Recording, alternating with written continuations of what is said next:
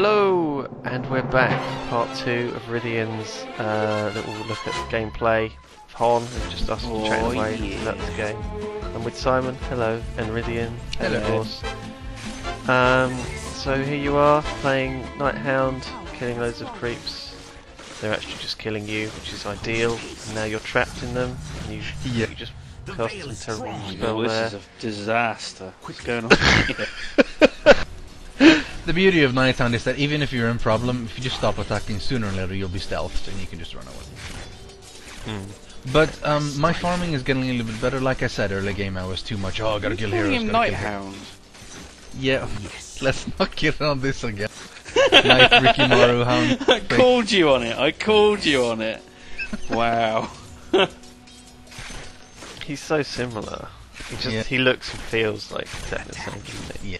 So It's gonna. A lot of heroes are very similar. I mean, Crystal Maiden is pretty much just female glaciers and stuff, so you're gonna end up calling them for the Hun names for a long time, I think. Quietly now. So you've this is a bit forward in the game. So we're 25 minutes into the game. This is a good distance in. So you're at the point where you can start. Oh, wow, that's quite good. Yeah, now I can actually start being able to kill things. I've got How long enough are these farm at games this point. supposed to last? Anyway. Dota games are in general longer than Hun games, almost always, because Hun is a little bit more faster paced and quicker in general because of the way they've made the metagame. But this game I think took about 40 minutes. I played another game later on, it was like 50 minutes. They tend to be at least 30-35, unless they're like a complete stomp. In that case, people give up 15 minutes in. That's bad. The great thing about Hon and Dota and League of Legends is that there's kind of a hard cap on how long a game can go on for. A Hon game very rarely goes above an hour, and certainly wouldn't be more than an hour and 10 minutes or an hour and 15 minutes. Because it's due to the gets to the creeps point getting where stronger and stronger and stronger. it gets to the point where everyone reaches max level, and then it gets to the point where if people make a mistake, they're dead for a couple of minutes, and that gives the other team the ability to push through to the end of their base and make these big kind of important plays. But a game isn't going to last any longer than an hour. At the same way, it can't end before about 15 minutes, because that's the earliest that you can concede a game on. And it's similar with all these games, and it's good because it gives people the chance to know how long they're going to spend. So they can say, right, I'm going to play a game of Hon, it's going to take me an hour. They can put that time aside. And that's kind of why people... Well, I think that's something why it's so addictive as well. I think it used to be similar for me anyway, when I used to do like dungeons in Wrath of the Lich King in WoW. Yeah, you knew that when you were going in, thinking. it was going to be 20 or 30 minutes, maybe 40 minutes max, and you could get through it, you could get your loot, you could do your dailies, you could get out. But when they kind of made the dungeons a lot harder in Cataclysm and made some of them very, very long and laborious, it wasn't quite the same. I mean, you want it to take as long as it takes to do a frozen pizza in the oven. That's as long as you want a game of something to last. Yeah. So like 30, 40 That's minutes. pretty good, yeah. Because the thing is, this is the way the game works. It's not quite like if you play a game of TF2, you never really know when that's gonna end because you can sit in there forever because it's kill based and stuff. If you play drop in and out of it though. Yeah, but that's the fun about that's the main thing. That's the main thing. Those things very you drop in convenient. and out when you want, which is the same as you can do in a single player game as long as you can save. In terms of multiplayer games, you pretty much have... Each game is substantial. It's not just like, oh, you're gonna kill and loot and die and kill and die and I'm fucking then I'm out. It's like, there's fairly substantial. There's a good chunk of time you're actually spending to do this. To actually get the kills ready and stuff. But, it's not forever. Like I said, max an hour. And you'll be done. Game might be good, game might be like that. bad. I mean, it's good because sometimes multiplayer games can be very time consuming and just go on forever. And you can lose track of time. And it's much easier to kind of. I think this is one of the reasons why these games are successful, because the timing is very good. It's long enough, but it's not too long. These games, but the cool thing is that every game everyone starts on equal footing. In a multiplayer game like WoW, you can go and do PvP, and you're always against people who may have better gear than you, because they've been ahead on the PvE side of things, or they've been, you know, playing PvP since ever, and their gear's just better. Everyone starts off on equal footing, and every time you can get better, you know, because you watch other people play, you realise you've made mistakes yourself, and I think that it comes down to just skill. A big reason. Yeah. With that said, it is a team-based game That's why I don't too, like so it. even if you're really pro, that's the thing. That's what makes people so angry about these games. Even if you play really well, like one or maybe even just two people on your team can just ruin you completely. So you feel like you're putting in all your effort and you're playing like a god, but then there's this asshole on your team who keeps dying and giving the other team lots of golden experience, keeps making the game worse than 4v5 really, because it's not just that he's not there, it's that he's generally making the other team better because every time he dies. That's why people get so goddamn angry in these games. But at the same time, it's the reason they play them. The reason they play them is to play with other people, and sometimes it's very, very rewarding to play with other people and to kill them and get their reactions, or to play with people and do great plays and work together. You know, at the same time, you know, you have to take the rough with the smooth, and there are these bad times where you think, oh, this guy sucks, it's horrible. And at the same time, you get, you know, the opposite of that, where someone's really awesome and they make an amazing play and they save you when you're being a noob. So, you know, it's the reason that multiplayer games are different to single-player games. It's got that additional excitement, and people are always a lot more fun to play with than bots. Although we're watching just you versus bots here, which is a little bit weird. But the AI in this is really good, and I mean that's a nice thing about this, that when people drop out, they're going to be replaced by a fairly decent AI bot rather than. It's not going to be brilliant or anything. It'll contribute, like, definitely. So that's the beauty of it. Yeah. But yeah, like, this is one of the best times you can have. Like, this is, I mean, that's true of really any game you should play with friends. Of course you should. But this is really good to play with friends with. If you set up, like, an awesome combo on your own, or you together destroy a lane with your awesome spell moves, and it feels really cool.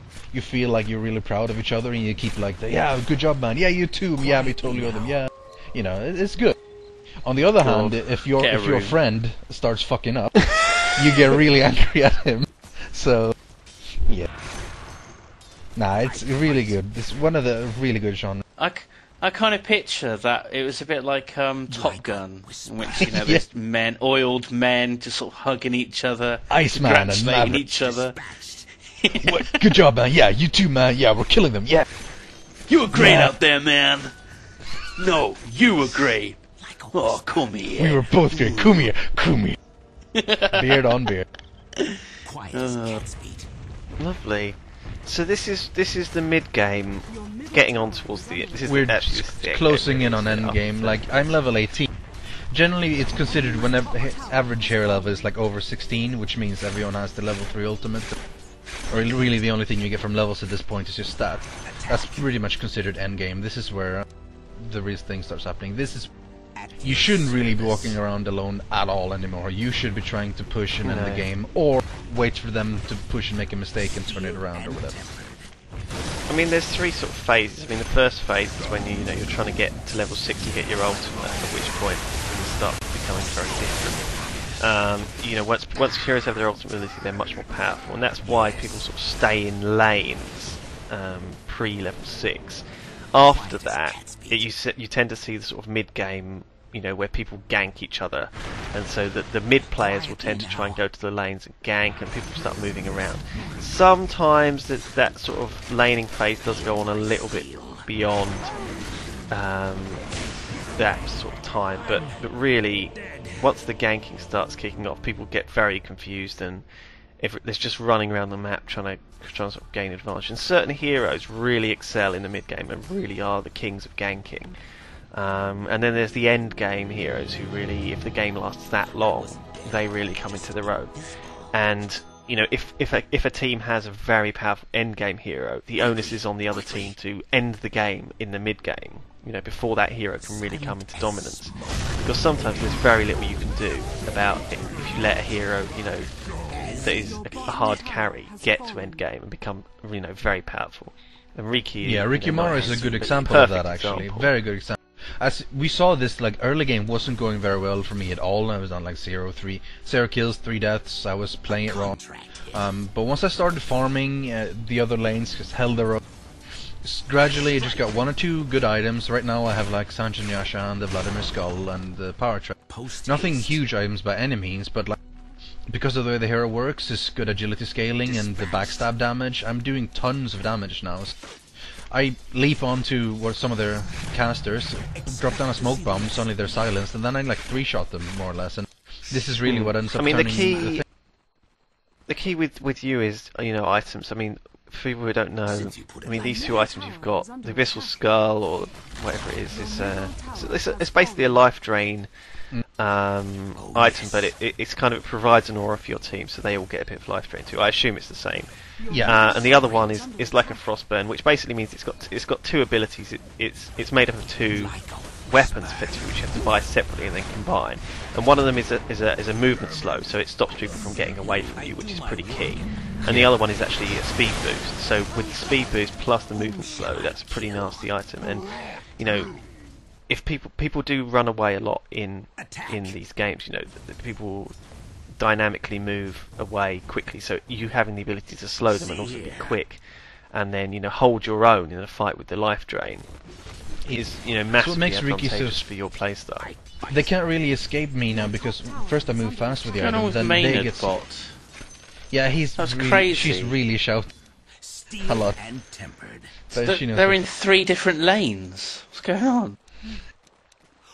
But then add to that the pounds thing, that you jump behind them, and then the smoke bomb slowing as well. It's really hard to actually get away from me once I get on someone. And then I just have a lot of damage. On this team right now, we have like the 2 main carries being me and Windrunner. Windrunner is almost a Luna, but not quite. But she serves as an intellect carry. Tidehunter can do a lot of damage too. Wouldn't really call him that much of a super strong carry though, although he can. What is Tidehunter? He's that guy with the big fishy fish. Yeah, he's the guy running around with the fish. And then the other guy is Tiny, which is Pebble. Oh, of course. See, this is we're pushing, and then suddenly all the team is like, we're doing Roshan. Wait, what? Okay, I guess we're doing Roshan. Roshan being, of course, Kong, which is a big neutral creep in the middle of the map. Killing him takes a lot of time and effort, and he hits pretty hard and stuff. But doing so, you get a lot of gold and money to the entire group. But most importantly, he drops an item called an Aegis of the Immortal, or in Hon it's called Token of Life, which basically means that when a hero that has that item on him, when he dies, he gets resurrected back to full health. And I'm going to pick this up, and then I'm going to be very dangerous. Cthulhu or something, isn't it? Yeah, the cool thing about Roshan or Kongor is that it's basically a sort of a bottleneck area where if the other team catches you there when you're trying to do him, you're going to be in a lot of trouble. So it's a good opportunity for someone to either get or snag an item which can really help them in a team fight, plus a bit of extra gold. Or, at the same time, a flanking team to come back if they can get a good, jump on people when they're doing Kongor. So it's quite a cool thing, actually. There's a lot of things in Hon or Dota like this that are kind of subtle things, but they make a really big difference to the game, and they can kind of turn games around. You often do see that in Hon, a game can wildly swing between 2 teams based on team fights that go one way or another, or someone gets ganked in a key location and their whole team just gets picked off, or someone catches someone in a very good ultimate and it just totally turns the fight round, the whole game round. There are games where you're killing all the barracks and the towers and pretty much destroying their base, but you can never, always fully say that that's it, you've won now, because they might be able to turn it around completely, kill all your team, push your towers down, and get totally back in it again. Yeah, a lot of people surrender way too quickly in these games, but it's understandable why, because sometimes the chance of a comeback is really low, and even though it's there, people might just want to, I can't be asked, I just want to have a new game instead of fighting for like 40 minutes and try to come back in this. But yeah, even if you're down two barracks or maybe even 4 barracks, you can still get it back, because sometimes you get the perfect opportunity, you catch them at Congo or whatever, kill their entire team, you can get a good push on your own. I sprint. It's never quite over. And honestly, getting a comeback after being down is some of the greatest feeling in the game by managing to turn something around. Feels better than just a pure stomp, definitely.